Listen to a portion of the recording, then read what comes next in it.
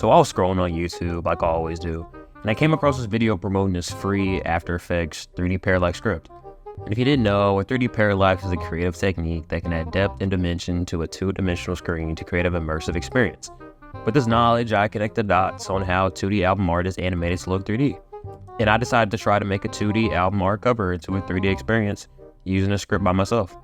And luckily, Che just came out with his new album with a cover art perfect for this project.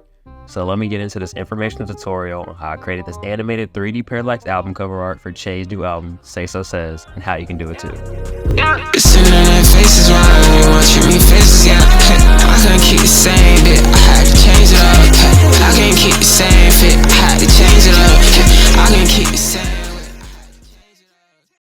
First, before you start, you need to plan out ahead what you want to do.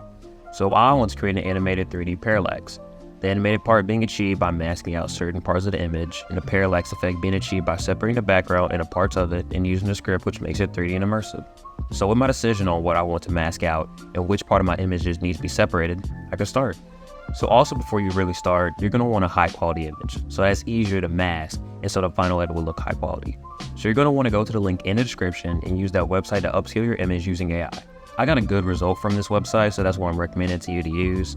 But after you upscale your image, you're going to want to preferably take it into Photoshop to cut out and replace parts of the image using the lasso tool and content aware fill.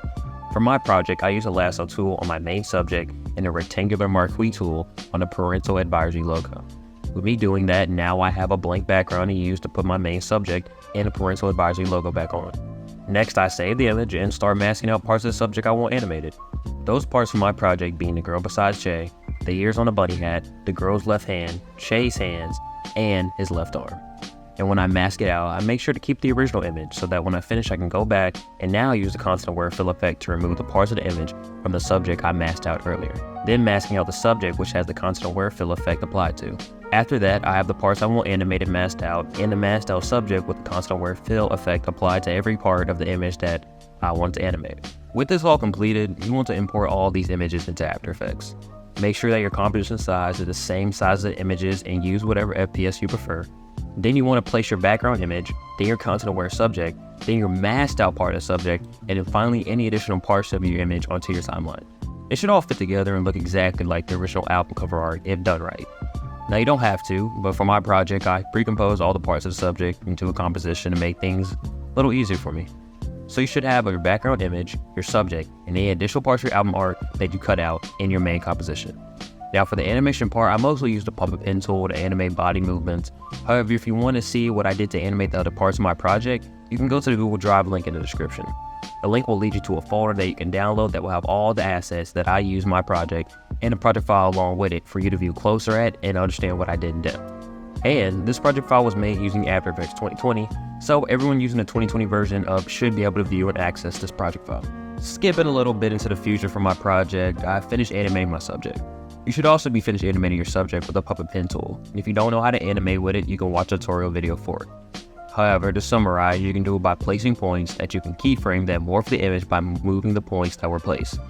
So to go back to where I am with my project, I now have all that I need done to create my 3D parallax effect. I select all the layers that were used to create my album art image, and then use the free script I provided in the description to create the effect.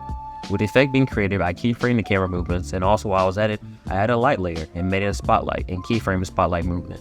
And with me finishing that, I'm done with my project.